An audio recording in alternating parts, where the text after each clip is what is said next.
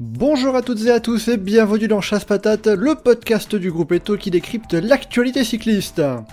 On se retrouve aujourd'hui après cette grande semaine de championnat du monde au Rwanda, les mondiaux qui étaient pour la première fois organisés sur le continent africain, en tout cas les mondiaux élites bien évidemment.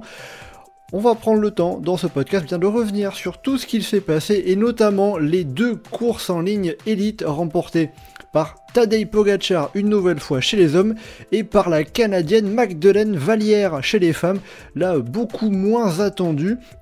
Et on va faire aussi un bilan général de ces mondiaux et en particulier sur ces 2 courses. On évoquera aussi un petit peu tout ce qui a pu se passer sur les autres courses, les courses de jeunes, etc. etc. On va prendre le temps de voir ça et de se pencher aussi à la fin par un petit pronostic sur les championnats d'Europe qui auront lieu en France, qui démarrent dès ce mercredi jusqu'à la fin de semaine. On va prendre le temps de voir ça avec nos 2 chroniqueurs du jour. Mickaël pour commencer. Salut Mickaël. Salut Mathieu, salut à tous. Et on est aussi avec Geoffrey. Salut Geoffrey. Salut Mathieu, salut à tous. Et bien voilà, avec tout ça, vous avez le programme. Attention au départ, chasse patate. C'est parti.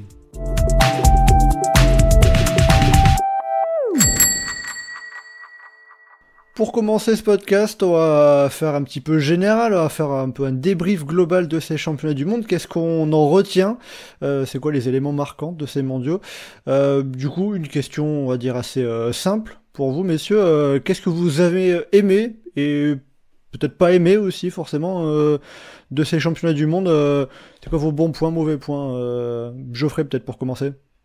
En bon point, la course féminine, qui on reviendra dessus après, mais qui a été assez folle, avec des leaders qui ne savaient pas spécialement quoi faire. Et c'est une belle illustration que lorsqu'on a une course qui se fait sans oreillettes, très vite, la moindre situation de doute peut prendre de grosses proportions et ça peut permettre de faire gagner les coureurs qui osent et les outsiders qui partent de loin. Et ce serait pas mal si on voyait ça plus souvent. C'est vrai que tu fais bien de rappeler que sur les championnats du monde, il n'y a pas d'oreillettes, donc forcément les coureurs, les coureuses peuvent pas savoir même l'évolution de l'écart, quel retard, quelles avances les coureurs ont, etc.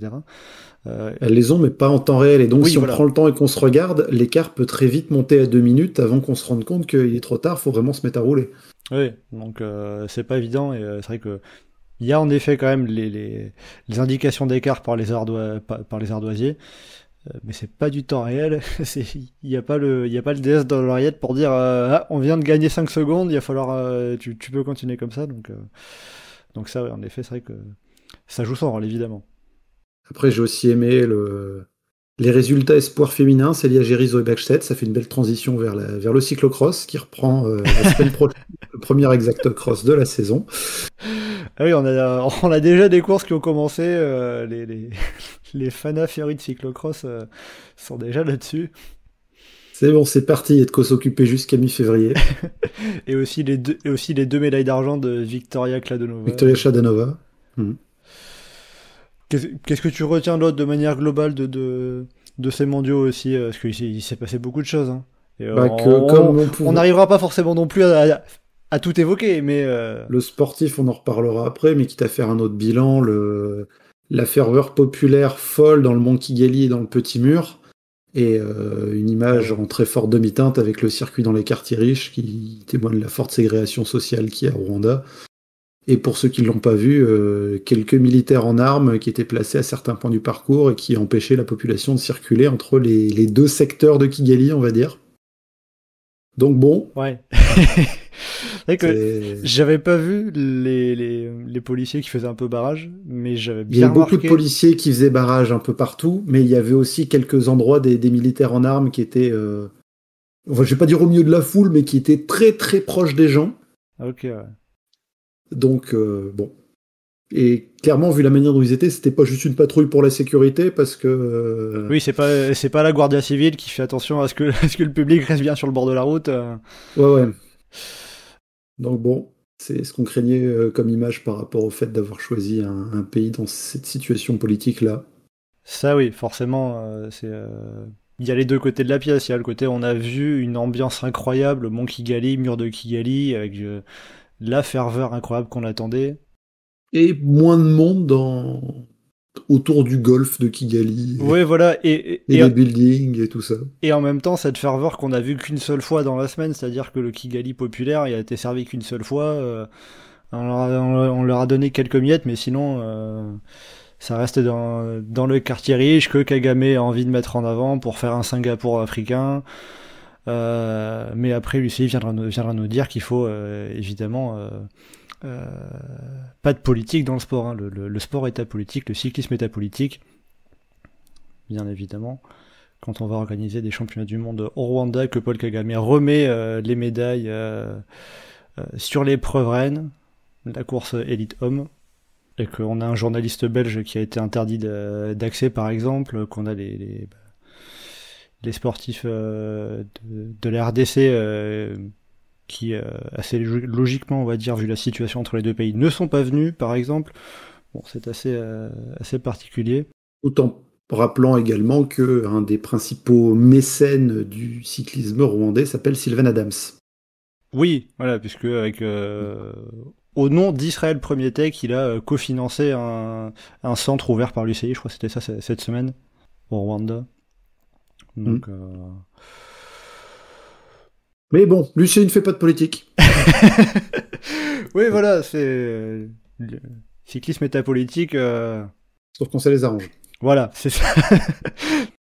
Mais bon. Mickaël, toi, qu'est-ce que tu as envie de dire d'autre? Qu'est-ce que tu as aimé ou pas aimé sur ces mondiaux? Bah, tout d'abord, pour rester en lien sur le fameux grand circuit, c'est un peu dommage de pas l'avoir mis plus tôt, notamment pour les coureurs africains, parce que du coup, les trois quarts l'ont pas vu parce qu'ils ont abandonné avant, c'est un peu dommage, puisque pour voir la ferveur, ça aurait été sympa. C'est vrai. Concernant les courses en général, comme souvent ces derniers temps, les courses féminines ont globalement été plus intéressantes que les hommes. Malheureusement, entre guillemets, la course élite masculine, ça a été assez vite plié une fois que ça s'est lancé, ce qui est un peu dommage. Pour les autres, on a eu des scénarios assez intéressants et variés. Entre je crois la course junior féminine, où je crois que c'est peut-être pas le meilleur exemple, il s'est pas passé grand chose finalement, mais que ça s'est joué vraiment à la toute fin. La course des jeunes où Célia a été championne du monde avec un scénario où la France a bien joué tactiquement. L'élite féminine où les favorites se sont complètement enterrées. Mais il y a eu du spectacle, c'est-à-dire que, comme le disait souligné Geoffrey, le manque d'oreillettes a sûrement joué dans l'attentisme du peloton. Et chez les hommes, on a vu chez les jeunes hommes, Johan Blanc qui prend une belle médaille d'argent, et Lorenzo Finn, on savait qu'il était très fort chez les jeunes, il l'a montré sur la course en ligne. Et qui a piégé le favori Jarno Widar. Et c'est vrai que c'est aussi quelque chose que je m'étais noté de côté, cet aspect où on a eu 6 courses en ligne et quasiment 6 scénarios différents. On a eu le tout, des courses qui se lançaient très loin, des courses qui se lançaient pas. Chez les juniors femmes où ça attendait quasiment l'arrivée. Il y a eu vraiment de tout et c'était en effet plutôt chouette, sympa à suivre. Est-ce qu'il y a d'autres choses comme ça que tu retiendrais de ces mondiaux, Mickaël, ou même peut-être qui vont dans le sens de ce qu'on a déjà dit, pour voir s'il y a des choses qui sont particulièrement retenues. Je reste sur ce que disait Geoffrey, effectivement, la différence du public entre hier, entre la fameuse grande boucle et le reste, c'est vrai que c'était frappant, quoi. Ouais. Le comparatif, faut bien se mouiller la nuque, quoi. On va dire, mais bon. Et si on peut rajouter un petit truc, ce qui est un peu dommage presque, c'est que, peut-être pas retourner au Rwanda tout de suite, mais à la limite presque, on aurait dû à la limite, faire la grande boucle, ça pourrait presque faire un circuit tout seul. Bon, après, 40 km, c'est peut-être un peu grand pour l'UCI, mais un circuit comme ça 5-6 fois, bon pas tout de suite, parce que vu que les championnats du monde les prochaines années sont déjà assez difficiles comme ça, peut-être dans 10 ans ça pourrait être sympa quoi. Ah ouais. C'est vrai qu'en tout cas pour les prochains championnats du monde, on va être sur des parcours qui sont à peu près similaires et c'était, on va dire à titre personnel, un petit bémol que je mets aussi par rapport au fait qu'en tout cas chez les hommes, Pogacar a fait la même chose que l'année dernière, il risque de faire la même chose l'année prochaine à Montréal, puis en 2027 à Domancy. Après on arrive à 2028, ça sera les Émirats Arabes Unis. Bon là aussi c'est pas forcément une destination, on a trop envie d'aller, et sportivement ça risque de pas être incroyable, mais au moins ça permettra à des sprinteurs de s'imposer. On arrive à 2029 ensuite au Danemark, où pour l'instant on connaît pas le parcours, on sait même pas où ça sera précisément. Et 2030 ensuite Bruxelles, et 2031 dans le 31. Mais voilà, en tout cas, ne serait-ce que les parcours des 2 prochaines éditions des mondiaux que l'on connaît, qui ont déjà été dévoilés, ça va être plus ou moins dans la même veine que cette année. Bon voilà, pour ce bilan, débrief un petit peu général, est-ce que vous avez quelque chose d'autre à ajouter, Geoffrey, Miguel? Je pense que ce qu'on va avoir ajouté, on va l'évoquer quand on va rentrer plus dans le détail des courses de ce week-end. Eh ben très bien, alors allons-y, lançons-nous. On va commencer déjà par la course la plus attendue, généralement des championnats du monde, la course en ligne élite homme de dimanche. Je vais vous faire un petit résumé, récap pour ceux qui n'auraient pas forcément tout suivi, qui auraient passé peut-être le dimanche à l'extérieur. Pogacar a attaqué, fini. On peut résumer comme ça, mais je vais... Trop résumé, c'est ça? Oui, enfin, je vais faire un résumé un poil plus long. Geoffrey, même si ça peut se résumer à ça, en effet. On a eu globalement sur la première moitié de course un peloton qui était contrôlé par la Belgique et la Slovénie, avec une petite échappée devant, avec notamment Julien Bernard. Puis on est parti sur le circuit étendu, et dans le Mont Kigali, à 104 km de l'arrivée, Pogacar a accéléré, il n'a été suivi que par Juan Ayuso, puis Isaac Del Toro est revenu un petit peu après, dans la descente. Ayuso a craqué dans le mur de Kigali, qui suivait juste derrière, puis Del Toro a craqué à 66 km de l'arrivée, et Pogacar est parti gagner en solitaire son 2e titre consécutif de champion du monde. Derrière, dans le groupe de contre, on a eu un premier groupe qui s'est déjà créé, un groupe de 5, dans la côte de Kimi Urura à 60 km de l'arrivée, sous l'impulsion de Remco Evenepoel, avec Matthias Kjelmose, Ben Healy, Tom Pidcock et Jai Hindley. Hindley puis Pidcock ont craqué assez rapidement dans le tour qui suivait, puis Evenepoel a fini par lâcher Kjelmose et Healy dans l'avant-dernière ascension de la côte du Golfe pour aller chercher la médaille d'argent. Puis pour la médaille de bronze, Ben Healy a lâché Matthias Kjelmose dans le dernier passage de la côte du Golfe. Et au final, Tadej Pogacar s'impose donc avec 1 minute 28 d'avance sur Remco Evenepoel, 2 minutes 16 sur Ben Healy, et on est derrière sur des écarts abyssaux. Tom Schoens, 5e, est à 6 minutes 41, Tom Pidcock, 10e, est à 9 minutes 05. J'avais regardé pour les petites statistiques, les écarts sur le 5e, sur le 10e, on n'a jamais vu ça depuis 1968 et la victoire d'à l'époque Vittorio Adorni à Imola. Il était l'équipier d'Eddy Merckx, c'est à qui on avait plus ou moins offert la victoire, parce qu'il finit tout seul avec 10 minutes d'avance. Oui, voilà, donc il y a un contexte. Mais il faut quand même se dire qu'il faut remonter extrêmement loin dans l'histoire des championnats du monde pour retrouver des écarts comme ça. C'est pas forcément le genre de choses qu'on a vraiment l'habitude de voir. Bon, si on regarde déjà par rapport à notre vainqueur de ce dimanche, Tadej Pogacar, on peut dire que c'est plus ou moins la même chose que l'année dernière, à savoir accélérer à peu près 100 km de l'arrivée, puis 50-60 km il se retrouve tout seul, et il va gagner en solitaire titre de champion du monde. Mais si on compare ces 2 victoires, à Zurich et à Kigali, est-ce que vous l'avez trouvé encore plus impressionnant cette année ou l'année dernière? Geoffrey, peut-être pour commencer, Pogacar, est-ce qu'il t'a plus impressionné cette année dans son aisance, sa façon de courir, son avance? L'année dernière, c'était vraiment impressionnant parce que c'était une surprise de le voir partir aussi loin, alors que c'était juste, entre guillemets, juste un circuit, et qu'il aurait pu faire ce numéro-là un tour après. Je pense Pogacar qui attaque et qui met tout le monde dans le rouge à 50 ou 60 bornes de l'arrivée, on va dire, on restait dans l'ordre du raisonnable, c'est peut-être pas le mot, mais au moins de quelque chose auquel on pouvait s'attendre. Et de le voir partir à 100 bornes de l'arrivée, c'était fou. Et on se disait, qu'est-ce qu'il fait? Est-ce qu'il va tenir ou pas? Et il l'a fait. Et là, cette année, ce qui est différent, c'est que par rapport au circuit, on s'attendait à le voir partir là. Et il est parti là. Et c'était fini. Et voilà. Il n'y avait plus rien à espérer parce qu'il n'y avait plus de peloton. Tout le monde était mort derrière. Plus personne n'avait l'énergie pour rouler. Tout le monde devait faire une petite pause pour revenir. Mais dès que des équipiers revenaient de derrière et essayaient de rouler, on ne veut pas dire qu'ils ressautaient presque aussitôt, mais presque, parce que l'accumulation du dénivelé et les conditions qui fait que beaucoup de coureurs n'étaient pas à 100% ont fait que derrière c'était fini pour revenir. Avec en plus le gros travail collectif de l'équipe UAE, on va dire. Oui, avec Ayuso, Del Toro. Bon, Ayuso, on n'a pas l'impression qu'il était spécialement pour Pogačar, parce qu'il a quand même essayé de le distancer dans la descente.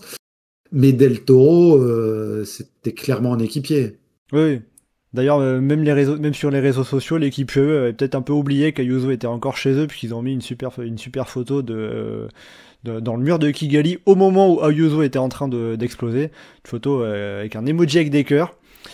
Oui, mais enfin, il y avait quand même Juan Ayuso derrière Isaac Del Toro et Tadej Pogačar. Il est encore dans notre équipe. Ou alors ils savent qu'ils se barrent et ils en sont parfaitement conscients, et ça résumerait bien la relation entre l'équipe UAE et Juan Ayuso. C'est pas faux, mais ça va être particulier. Et Juan Ayuso qui a pu d'ailleurs aussi voir que chez Lidl Trek il sera pas tout seul, hein, parce que Mathias Kielmose et Giulio Ciccone ils font 4 et 6. Hein. Ayuso fait 8 sur ces mondiaux. Donc il a pas choisi l'équipe où il va être avec 100% les coups des franches. Mais bon, ça on pourra y revenir plus tard quand on fera le débrief des transferts en début de saison prochaine. Mais donc cette facilité de Tadej Pogačar avec en effet petit coup de main de Juan Ayuso, puis d'Isaac Del Toro qui a tenu quand même une 40aine de kilomètres. C'est peu rien, mais Pogačar disait que Del Toro a dû lâcher parce qu'il avait des problèmes gastriques, il me semble. Bon, voilà, en tout cas Del Toro, si c'est bien le cas, c'est pas le seul à avoir été malade. Ne serait-ce que pour l'équipe de France, Alaphilippe et Louis Barret ont dû abandonner à cause de ça. Mickaël, si je te repose la même question que Geoffrey, est-ce que tu as trouvé Tadej Pogačar encore plus impressionnant que l'année dernière sur son titre à Zurich? Oui, et c'est surtout ce qui est fascinant, c'est qu'on se demandait, bon, le Mont Kigali, on pense qu'il va attaquer là, mais bon, est-ce qu'il va aller jusqu'au bout? À l'arrivée, il a attaqué là et personne l'a revu. Et ceux qui sont accrochés, ils ont souffert parce que derrière, ils ont jamais pu, ils ont dû attendre les autres, ils n'ont pas pu reprendre leur souffle. Non, c'est une démonstration. Bon, j'ai envie de dire une de plus pour lui. Et vu que le seul qui pouvait éventuellement un peu l'embêter finalement à l'arrivée, Evenepoel, bon, problème mécanique, du coup il y avait pas de concurrence.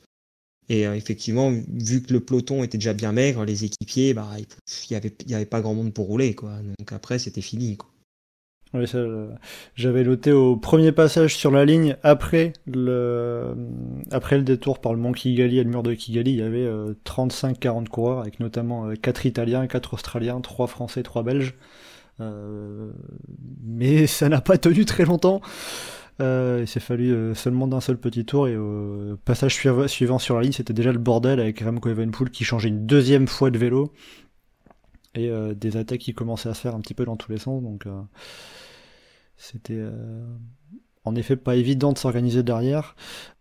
Si on regarde pour aussi justement les adversaires de Tadej Pogačar, parce que bon, Tadej Pogačar, j'ai envie de dire que il y a plein de questions qu'on peut poser, que j'ai déjà posées depuis le début de saison, que je pourrais encore vous poser sur les podcasts qui restent à faire sur le championnat d'Europe, sur le Tour de Lombardie, etc. Mais si on regarde les adversaires de Tadej Pogačar sur ce championnat du monde, est-ce qu'on peut se dire que finalement il y avait juste rien à faire et que quoi qu'il arrive, peu importe le scénario qu'on aurait pu imaginer, avec la tactique slovène et la tactique QA qu'on a l'habitude de voir, à savoir rouler fort comme des débiles, et puis Pogacar il attaque quand il n'y a plus personne pour rouler à sa place.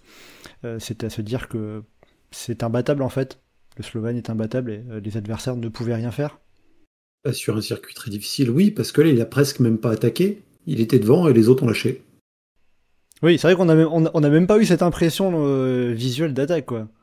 Si on compare, par exemple, à sa victoire dans l'Estrade Bianche, quand il attaque à 80 bornes de l'arrivée et que il met une vraie attaque et que derrière tout le monde se regarde en disant non, on n'y va pas, on le laisse faire. Il y a ce côté battu d'avance, mais au moins il y a l'image d'une attaque. Ouais. Et là, on l'a même pas.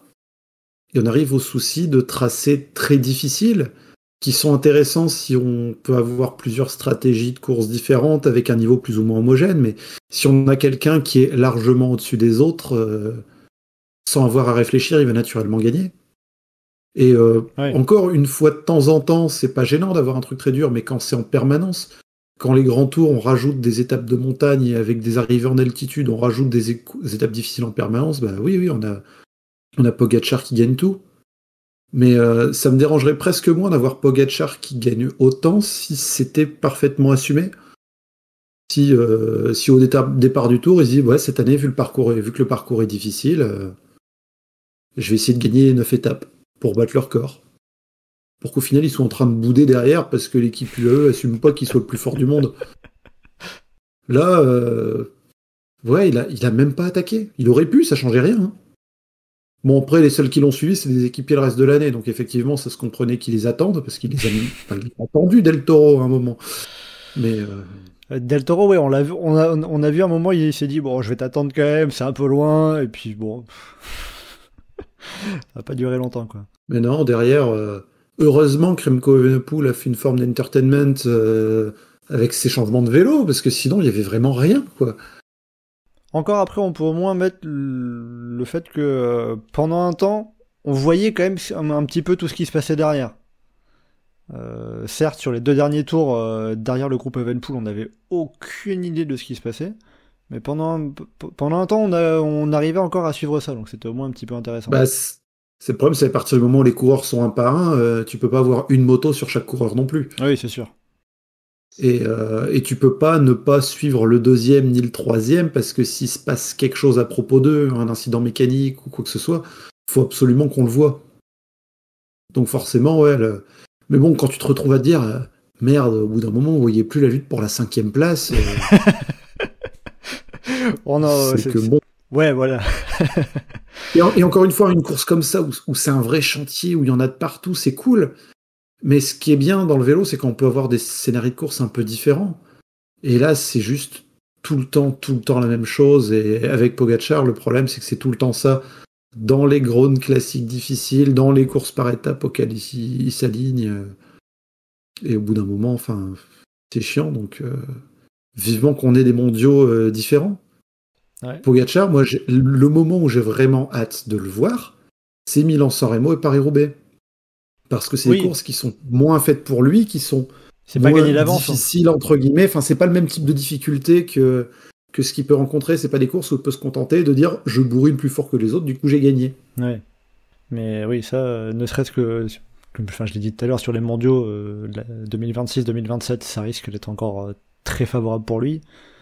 Les grands tours, la tendance est partie pour rester. Les monuments, bon, le parcours va pas diablement changer. Le Lombardie, il va encore le gagner même après sa retraite, j'ai l'impression.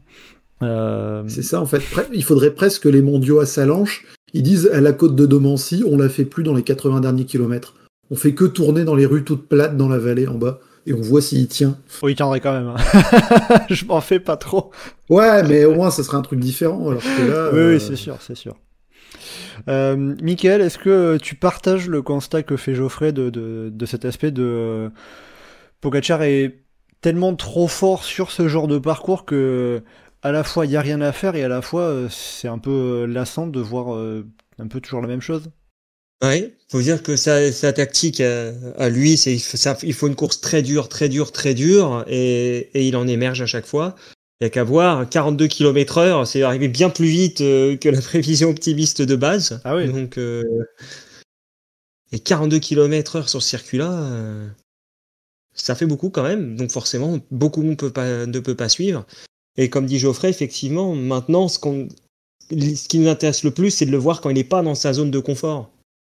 Parce que là, on sait qu'il peut perdre. Quand on sait que quand on sait qu'habituel dans 90% des courses auxquelles il s'aligne, il les gagne quasiment à chaque fois.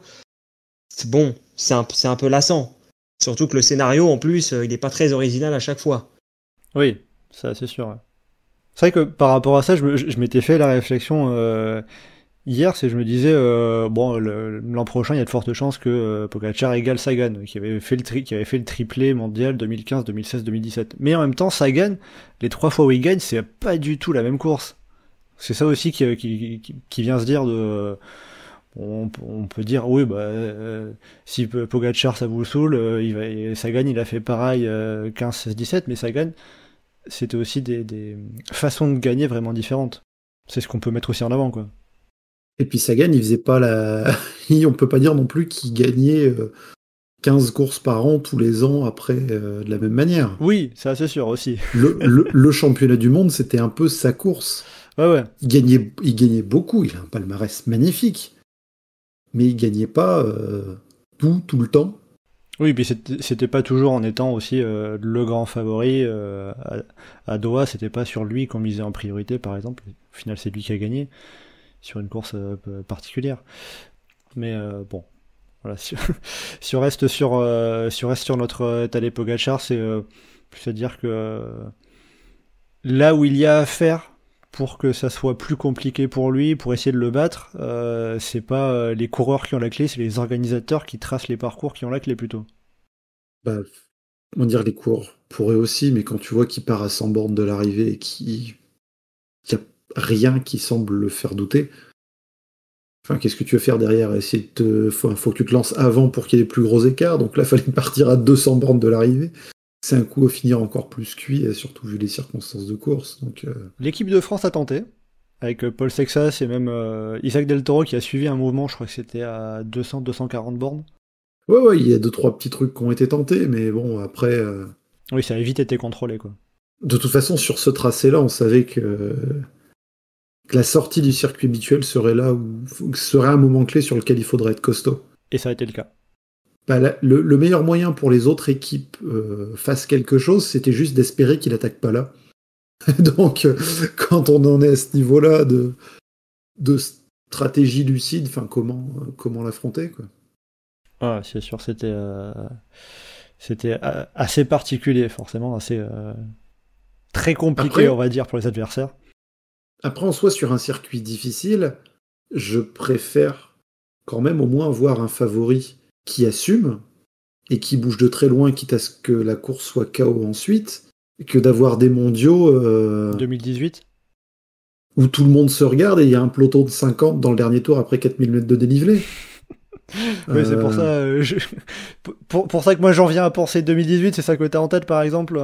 Ouais, non, alors moi j'ai en tête Lisbonne 2001.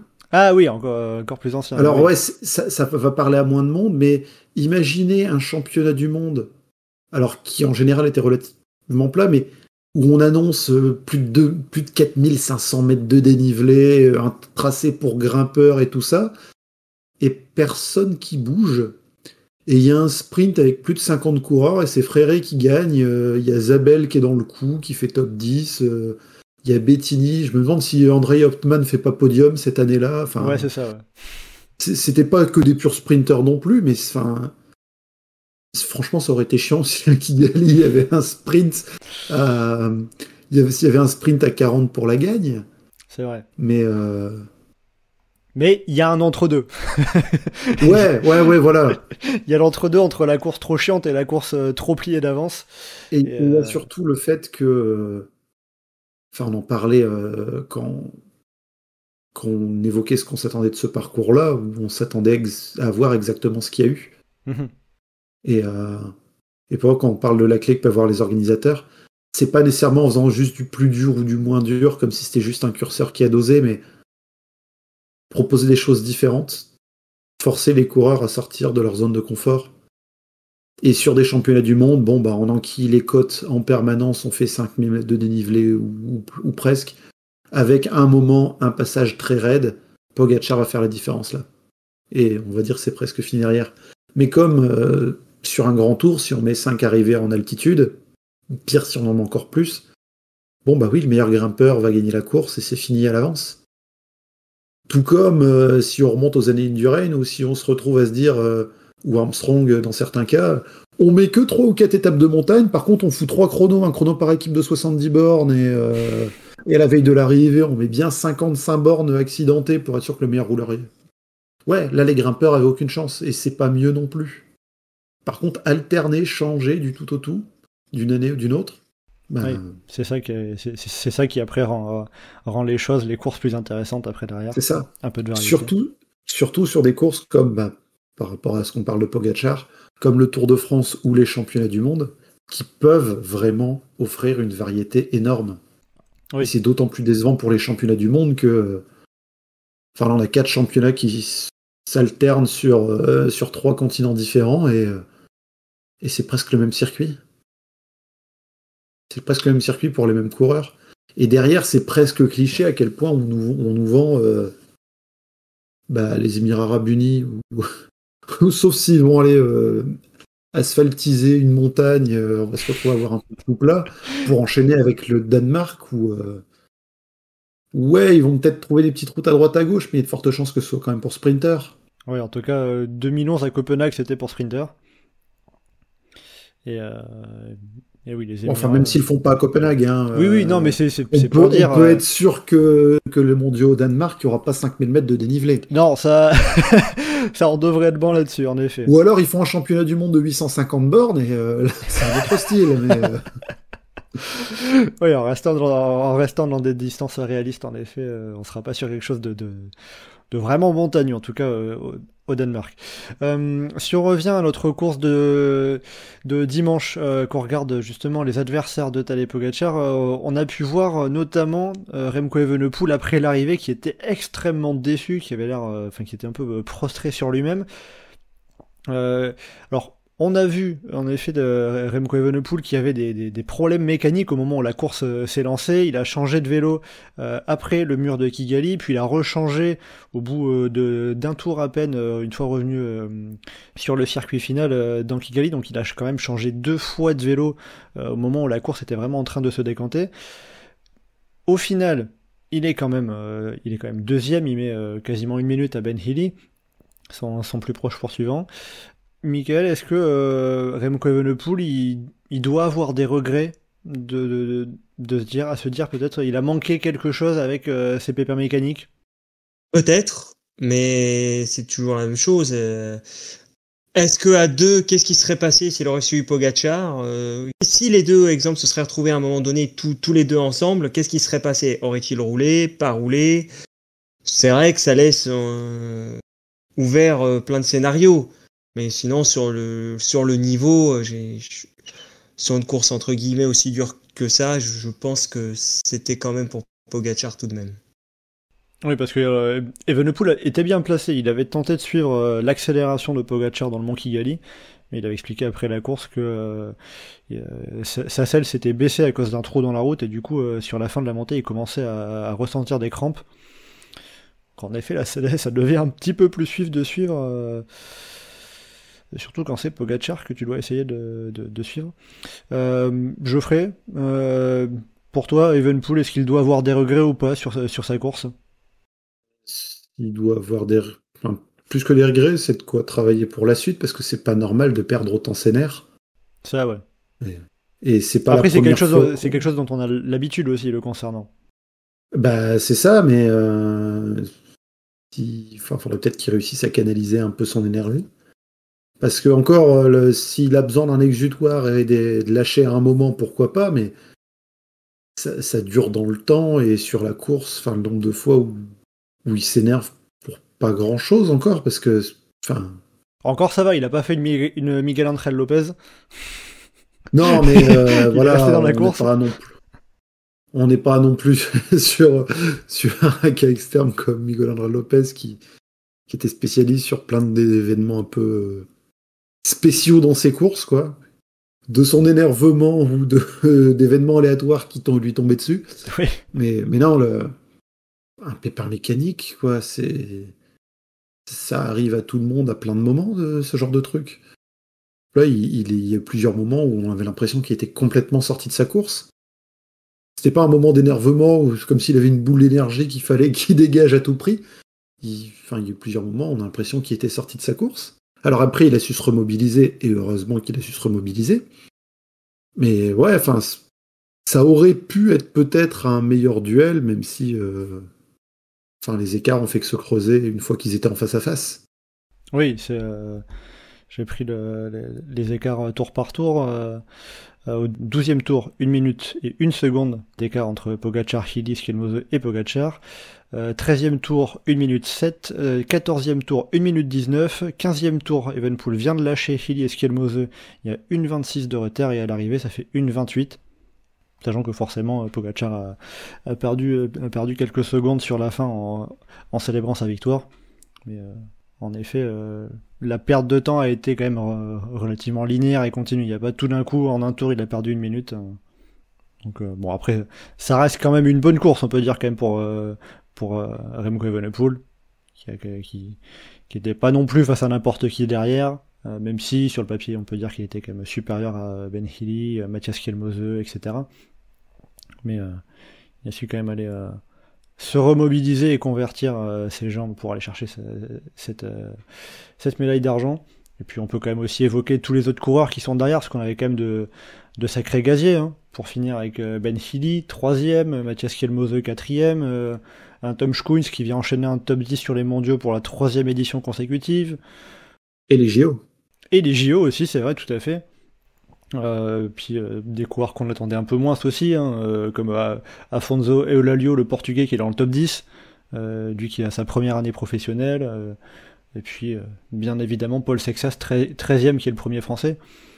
J'ai cité comme ça quelques coureurs, il y a quand même pas mal de choses intéressantes pour tous ces coureurs aussi, évidemment. Oui, Paul Seixas, qui a fait une belle course, parce que c'est vrai qu'on pouvait un peu craindre quand même la distance, son jeune âge, faire une performance comme ça à son âge, encore puis il aurait pu potentiellement faire la course espoir. Enfin, je sais plus si Paul l'a fait encore. Mais non, parce qu'il fait partie d'une équipe pour le Tour maintenant. Mais il a l'âge en tout cas, oui. Il a l'âge d'un espoir, et même d'un espoir limite première année, et il a une belle résistance. Il a été dans le coup très longtemps. C'est une belle promesse pour l'équipe de France. Il avait jamais fait de course aussi longue. Se taper 267 km, 6h30 de selle, ça va forger un bonhomme. Hein. Ça, je crois que la course la plus longue qu'il avait fait, je vérifie, mais il me semble que c'était le championnat de France cette année, 214 km.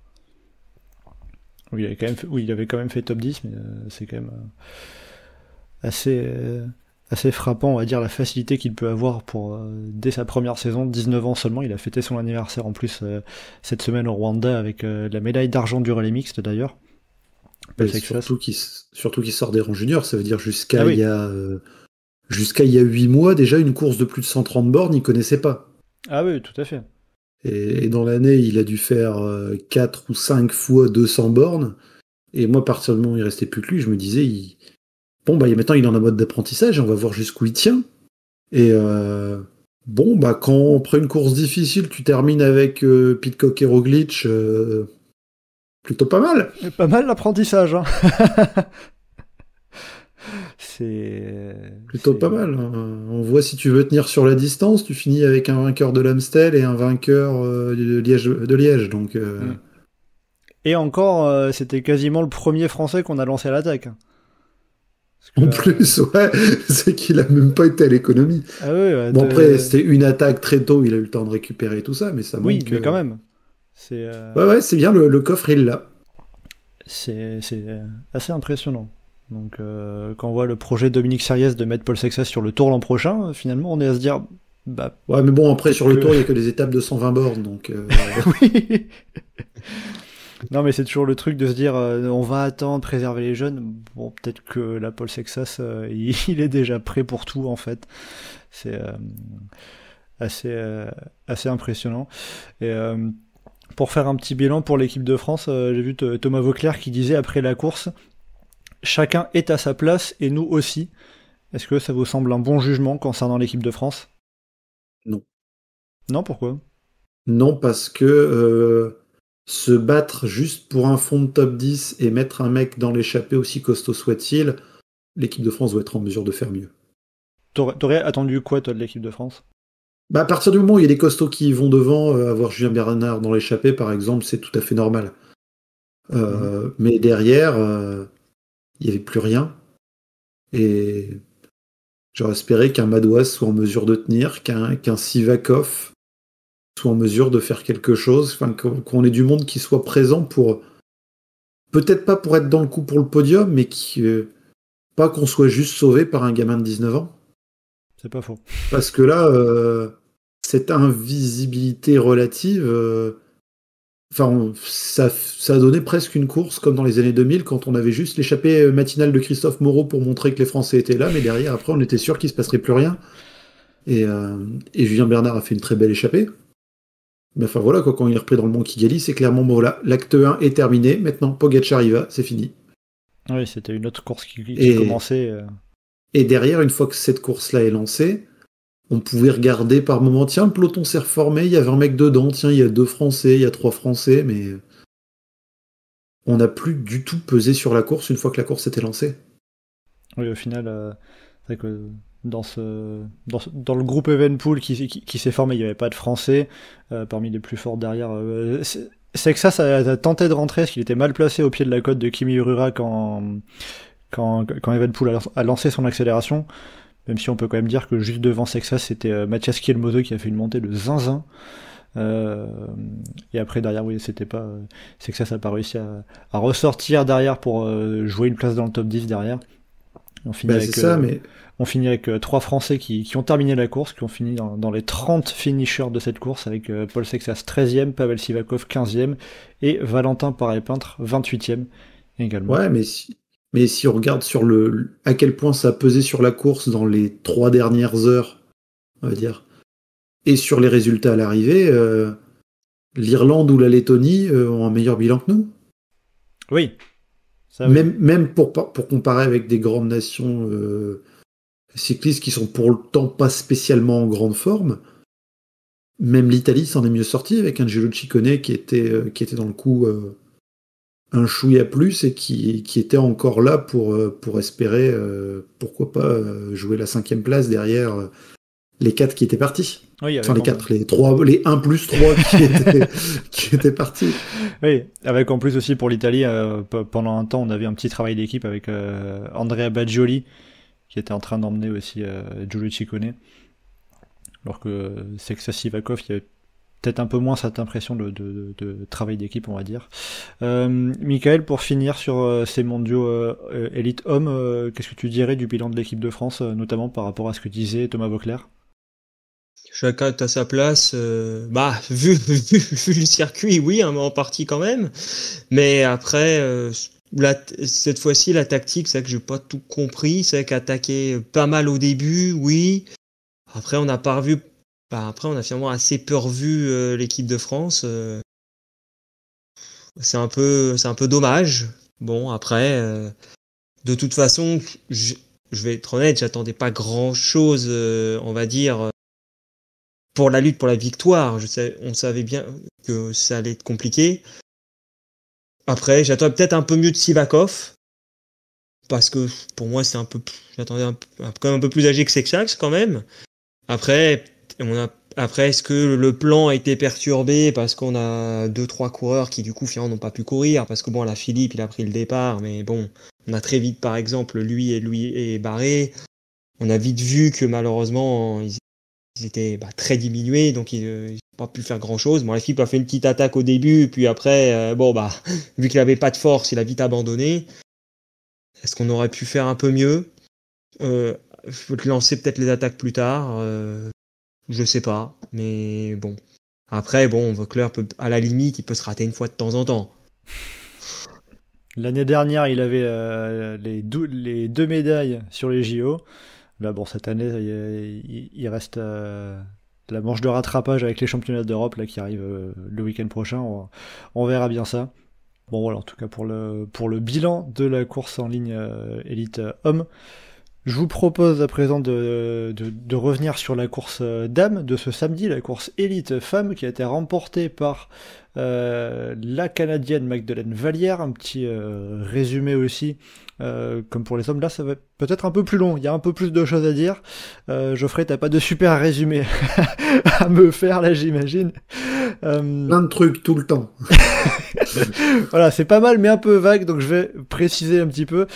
Déjà, dire qu'on a eu plusieurs offensives précoces, avec notamment l'Autrichienne Karina Schremp, qui a été toute seule pendant une bonne partie de la course, puis on a vu Shirin Van Androoy, puis on a vu Noémie Rugg et Mireia Benito, par exemple, notamment. Puis dans une transition à 35 km de l'arrivée à peu près, on a eu un groupe de 8 coureurs à peu près qui est parti sans favorite, mais avec notamment Nick Fischer-Black, Evita Music, Rijan Marcus, Mavi Garcia ou encore Magdelaine Vallière. Et un trio s'est détaché dans l'avant-dernière ascension de la côte du Golfe avec Magdelaine Vallière, Mavi Garcia et Nif Fischer-Black. Elle comptait alors 1 minute 35 d'avance sur le peloton qui s'était pas vraiment organisé pour collaborer et maintenir ce groupe à proximité.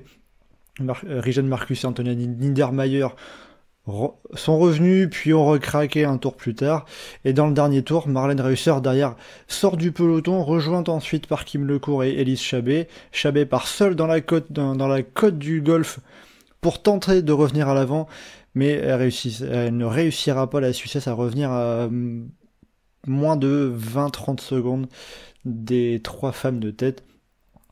Et dans ce dernier tour, justement, ça s'est joué dans la côte finale, la côte de Kim et Urura, où Magdelaine Vallière lâche Mavi Garcia puis Nif Fischer-Black pour s'imposer en solitaire pour sa 2e victoire seulement de sa carrière.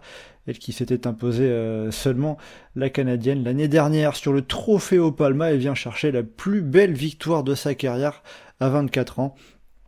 Et victoire qui était pas forcément attendue, on va dire, et derrière les favorites, mais on a Élise Chabet qui vient mourir au pied du podium 4e, et le petit groupe de favorites qui est réglé par Demi Vollering devant Kim Lecourt, Marlène Reusser et Kachiane Viadoma pour la 7e place à peu près 1 minute 30 de la vainqueur. Bon voilà pour le petit résumé de cette course. J'ai pas forcément pu évoquer tout ce qui s'est passé parce que c'était assez bordélique, une course assez particulière, mais déjà un point sur Magdelaine Vallière. Bon, on est d'accord pour dire que la victoire de la Canadienne, c'est la grande surprise de ces mondiaux. Bah oui, personne l'avait cité, personne l'attendait, et le scénario de course qui l'amène est dingue, surtout qu'on voit qu'elle était la plus costaud dans la course dans ce qui restait de l'échappée, alors que même quand on lui listait les noms, on n'aurait pas pensé à elle. Donc c'est très rafraîchissant d'avoir ce genre de résultat, ce genre de scénario, ce genre de coureuse qui peut gagner. Je sais pas si même maintenant elle réalise vraiment déjà qu'elle est championne du monde. Mais ouais, d'avoir des scénarios pas attendus, des vainqueurs pas attendus, forcément c'est toujours ce côté-là rafraîchissant et plaisant de se dire une course d'un jour, ça peut être inattendu. C'est ça, surtout que c'est vainqueur inattendu, mais après un scénario à la fois inattendu, mais très animé. Oui. C'est pas genre, il y a une échappée qui est partie, derrière ça s'est regardé, et derrière, trop tard, c'est fini. Ouais, bien sûr. Alors, toute proportion gardée, moi ça me faisait penser un peu chez les hommes au Mondial 2019, avec aussi un sacré bordel, et Mats Pedersen, qui n'était pas le Mats Pedersen qu'on connaît aujourd'hui, dont on envisageait le potentiel, mais qui s'est surtout dévoilé par la suite. Bah encore, Mats Pedersen, il avait fait 2e au Tour des Flandres. Oui, voilà, donc il avait pu déjà montrer un petit peu plus. Alors que Magdelaine Vallière, elle a quoi, peut-être un top 10 au Grand Prix de Wallonie, quoi. Donc il me semble, je vais vérifier là en direct, mais je crois que Magdelaine Vallière chez les élites, avant ses championnats du monde, oui c'est ça, elle n'avait que 2 podiums. Sa victoire au Trophée au Palma l'année dernière et un podium au championnat du Canada l'année dernière. Donc c'est peut-être encore plus surprise que ne l'avait été Mats Pedersen en 2019 en effet. Ouais. Michael, pour revenir sur la victoire de Magdelaine Vallière, qu'est-ce que ça t'a fait de voir la Canadienne comme ça créer la surprise ? C'était rafraîchissant, même son interview d'après-course, franchement, ça faisait plaisir à voir. Après, c'est sûr, c'est sûr qu'on va pas dire, on la voyait venir. Je pense qu'on aurait pu citer 20 ou 30 personnes avant elle pour être sacrée championne du monde. Donc, ça, c'est sûr. Elle a profité du scénario. Après, c'est toujours la même chose, hein. Il faut savoir conclure quand on a l'occasion. Elle l'a eu, elle l'a fait. Après, les favorites, je pense qu'elles attendent toujours, à l'heure actuelle, de savoir qui va rouler derrière. Ça m'a rappelé un Varese en 2008 chez les hommes. Ils attendent toujours que Bettini fasse un effort, apparemment. C'est un peu ce même genre de choses. C'est-à-dire, en gros, on attend qu'il y en a un qui bouge, sauf qu'il bouge pas. Et du coup, tout le monde attend que les autres bougent. Et du coup, tout le monde attend encore. Donc, et c'est surtout ce qui est étonnant aussi, c'est que c'est finalement quasiment la France qui lance le bon mouvement. Sauf qu'on lance avec une coureuse qui, à l'arrivée, même ses coéquipières savaient que c'était pas la grande forme. Donc du coup, vu qu'elle est devant, Evita Buzik, du coup on roule pas derrière. Et une fois qu'elle est lâchée, parce que elle était pas dans sa meilleure forme, derrière, c'est trop tard. Et les Pays-Bas, pareil, ils n'ont pas mis forcément leur meilleure carte, et c'est pareil. Et du coup, après tout le monde se regarde et c'est fini. Oui, les Pays-Bas qui font n'importe quoi collectivement, on a l'habitude. Ça oui, c'est un peu une arlésienne, mais c'est vrai qu'il y avait aussi cet aspect de voir les principales nations favorites qui étaient représentées à l'avant, puisque on avait la France en effet avec Evita Music, on avait les Pays-Bas qui avaient Rijan Marcus, on avait l'Italie qui avait Barbara Malcotti également. C'était jamais la bonne carte, mais il y avait une carte devant et du coup c'était à se regarder, allez-y, et puis ça monte à 1 minute 30, 1 minute 40 assez rapidement. Mais ça n'empêche pas non plus d'avoir une stratégie collective qui joue sur la présence de quelqu'un à l'avant, qui devant peut dire non, je suis moins fort, derrière il y a mon équipe qui roule, je roule pas dans l'échappée, et dans l'échappée ça se laisse emmener, et derrière une équipe qui roule dans le peloton et qui pendant au moins un temps contrôle. Alors que là, il y avait vraiment personne qui roulait. Et sans oreillette, personne qui roule, l'écart peut monter très vite, très rapidement. Comment ça s'explique ? Enfin, est-ce que tactiquement ça s'explique tous ces choix qu'il y a eu ? Est-ce que c'est seulement les oreillettes ? Est-ce que c'est... Non, il y a eu aussi une partie de bluff, et c'est sympa à voir quand il y a des leaders qui se regardent un peu, qui disent c'est à toi d'y aller, c'est à toi d'y aller, et il n'y a personne qui a osé y aller.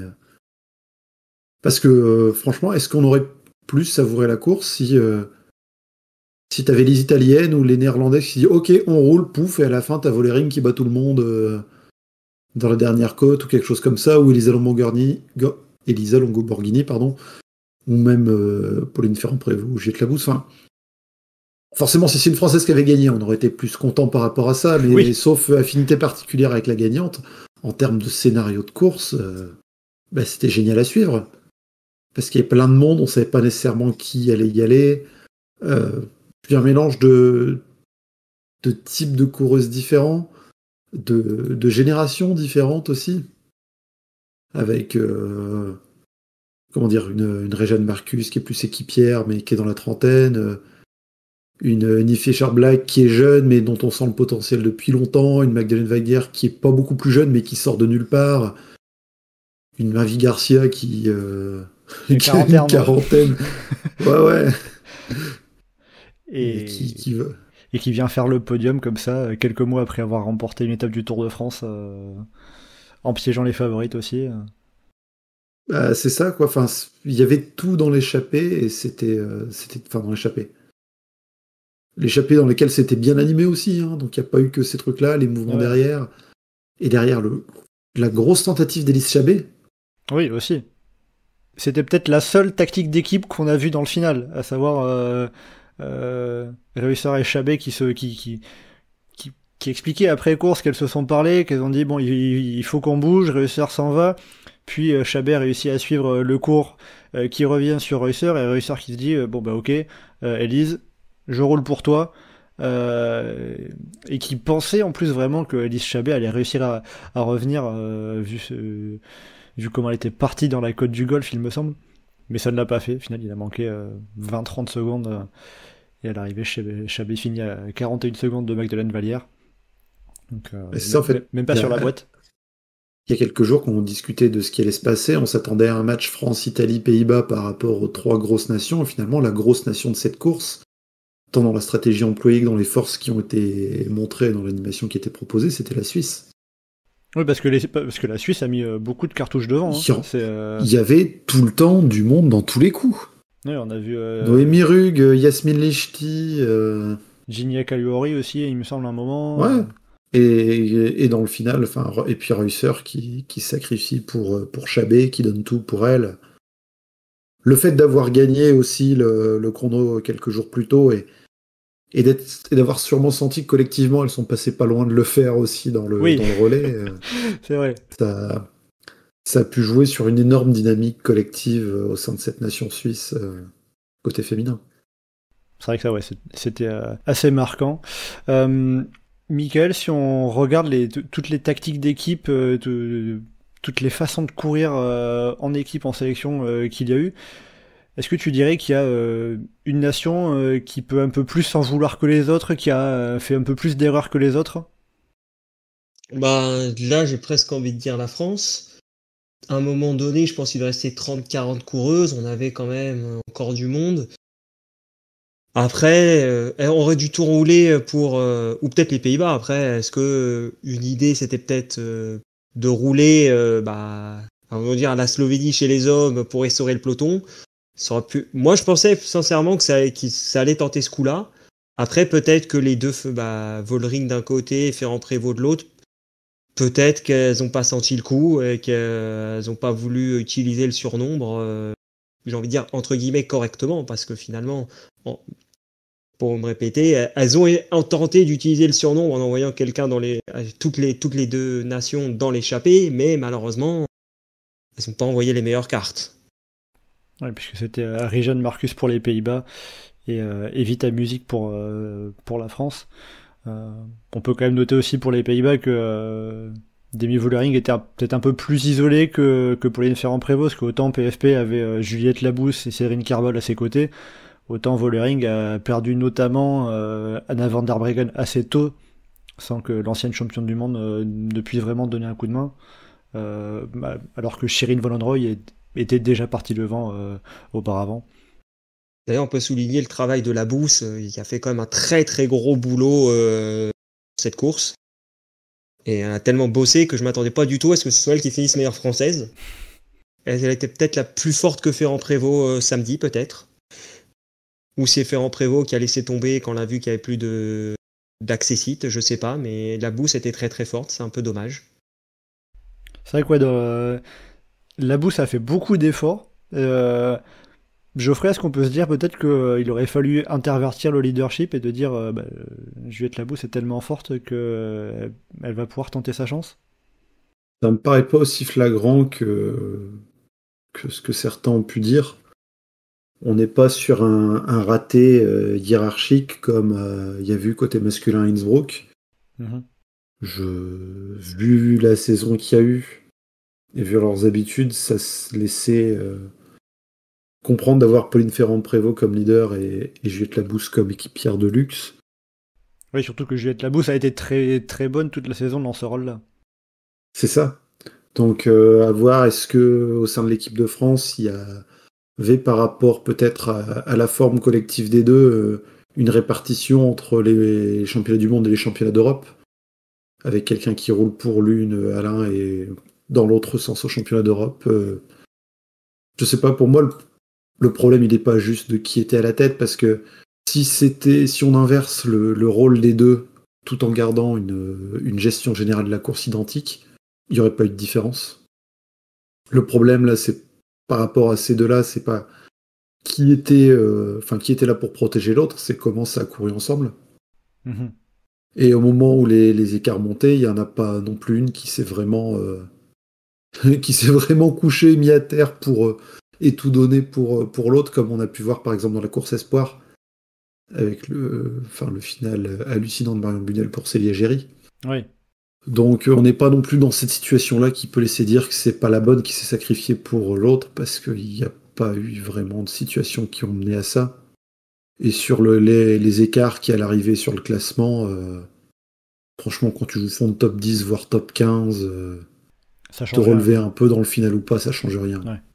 Ça pourrait pour certains coureurs qui sont en quête d'un petit résultat, mais pour quelqu'un qui a déjà autant de maillots arc-en-ciel dans sa carrière et qui sort d'une année sur route ou qui est Paris-Roubaix, le Tour de France, ouais, je comprends que la motivation pour se battre pour faire 9e au championnat du monde soit pas là. Et de toute façon, si elle avait fait 9 ou 11, on en parlerait peut-être aujourd'hui, demain, et dans une semaine, on n'en parlerait plus. Et voilà, quoi. Donc c'est pas non plus... Oui, ça changerait pas grand-chose non plus, quoi. De toute façon, c'est un championnat du monde, donc on retient un peu les podiums. On a surtout en tête les gagnants par rapport au fait qu'ils portent le maillot arc-en-ciel pendant un an, mais c'est tout. Ouais. Si on avait à faire une comparaison avec le côté masculin, par exemple, il y a plein de Français qui ont fait des trucs super sur les championnats du monde à travers le temps, mais qui n'ont pas eu des résultats derrière, qui ont tenu. Par contre, la médaille de bronze d'Anthony Gélin, 20 ans après, on en parle encore un petit peu. C'est vrai. Donc voilà, vrai. quoi. Pauline Ferrand-Prévot, à partir du moment où l'écart était devant, peu importe celle qui est leader, faire 7e, 8e, 9e, franchement, on s'en fout. Ouais. Ouais, donc c'est pas forcément ça qui est le plus important, mais en tout cas, c'est bon. On avait pu voir aussi après les explications un petit peu des principales concernées après l'arrivée de ces mondiaux, avec Pauline Ferrand-Prévot qui disait notamment qu'elle était moins bien que prévu dans la côte de pavé de Kimi Urura. Sur les pavés, disait que c'était un petit peu compliqué pour elle, donc ce qui du coup a rendu sa course un petit peu plus difficile. Juliette Labousse qui pointait elle à un manque de communication, manque d'organisation un petit peu au sein du collectif de l'équipe de France pendant la course, et qui se rendait compte en effet que Vita Music était parti devant, mais que c'était pas la bonne pioche, et que elles ont trop tardé à contenir l'écart. Et je crois que c'était monté à une 30, une 40, c'était devenu un peu trop compliqué, même si Céline Carbol a tenté de se mettre au service de sa leader pour que le groupe recolle, mais cela n'a pas suffi. Et après d'ailleurs aussi j'ai vu, il me semble, Pauline Ferrand-Prévot qui disait aussi après l'arrivée qu'elle voulait proposer à ce que ce soit Juliette Labousse qui soit la leader de l'équipe de France pour le championnat d'Europe, histoire d'inverser un petit peu la position et de lui rendre l'appareil un petit peu. Bon, on verra ça. Cas, le gros des réactions de déception et tout ça, c'était à chaud après la course, oui, parce que quand tu viens avec une telle équipe, avec de telles ambitions, et que tu passes à côté de ta course, forcément la déception est là.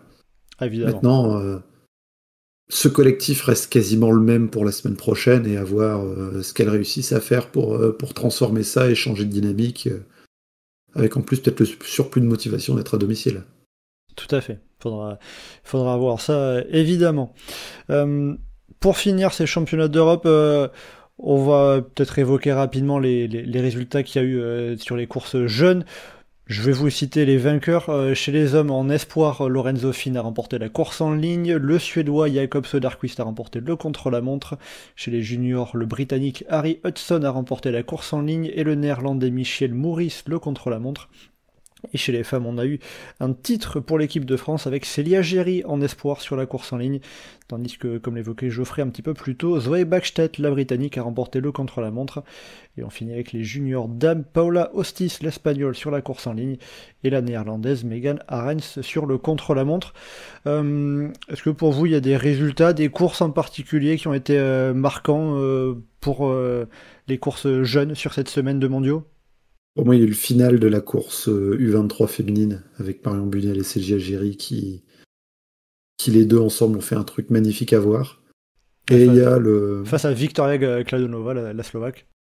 Et le petit point un peu original, plus que sur la course, c'est Michiel Moeris devant Aisling Barley qui, dans le contre-la-montre des juniors, c'est le même 1 et 2 qu'à Paris-Roubaix. Voilà, ça. La petite ça sort de nulle part, c'est une stat comme ça, mais oui, c'est en voyant un podium et en voyant lui, le premier dans le deuxième, je dis, c'était déjà ça, Paris-Roubaix. Eh ben oui.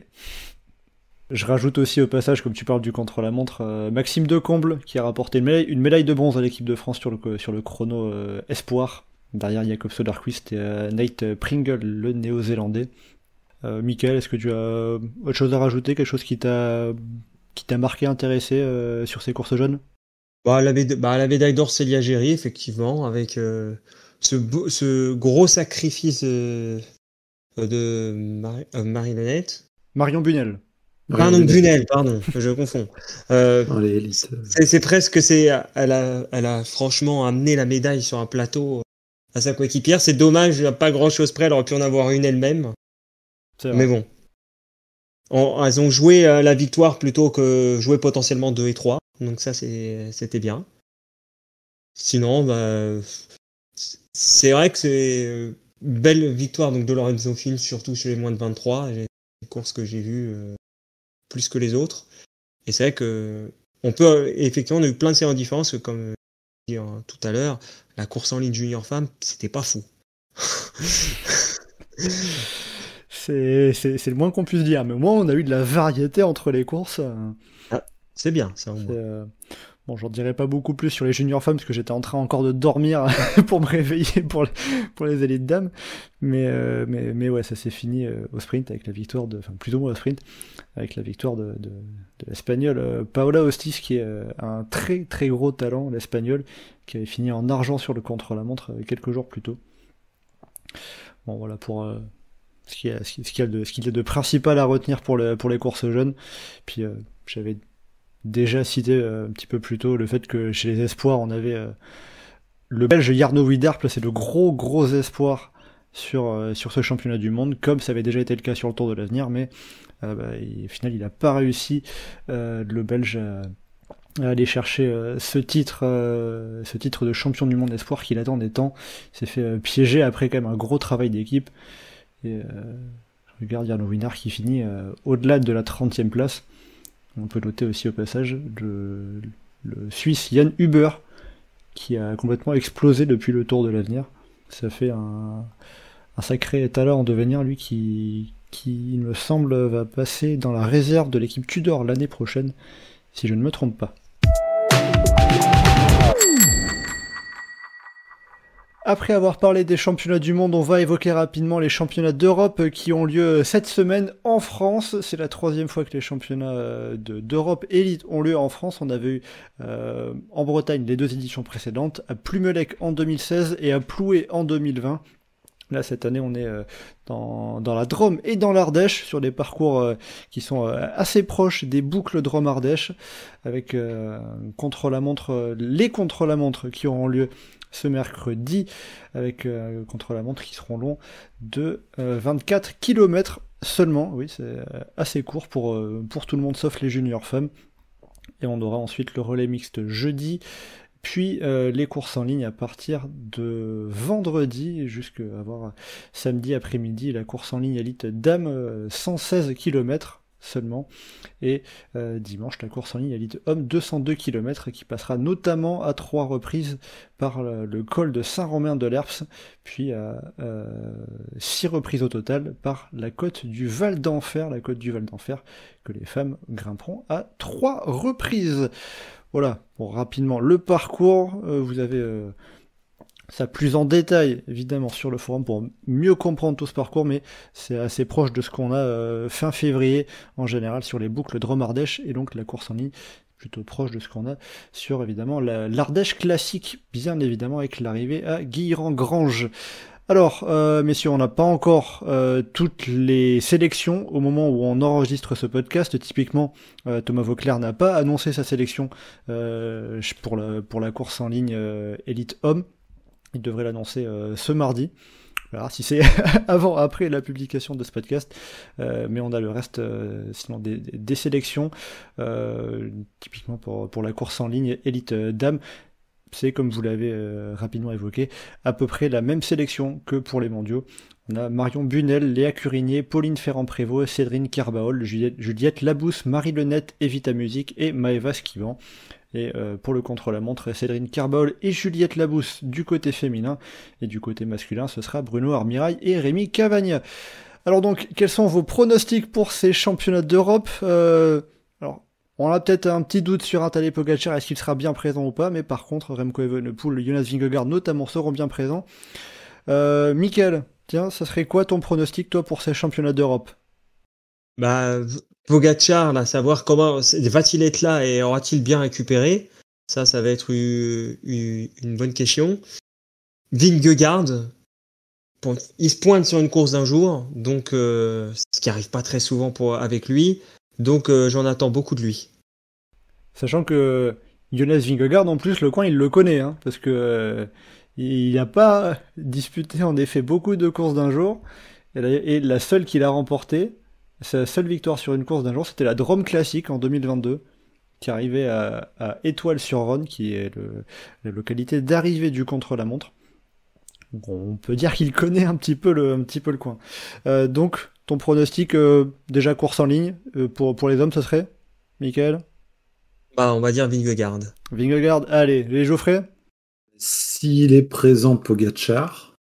Sinon, s'il est présent, Pidcock. Sinon, s'il est présent, Romain Grégoire. Ah, ça cite un français, très bien, c'est intéressant. Alors, ça Avec tout le monde qui part vers la bonne ligne d'arrivée du en même temps. Oui, en tout cas, Romain Grégoire, lui, il les connaît, les lignes d'arrivée, il n'y a pas de souci. Normalement, il sait où il faut tourner dans ce coin-là.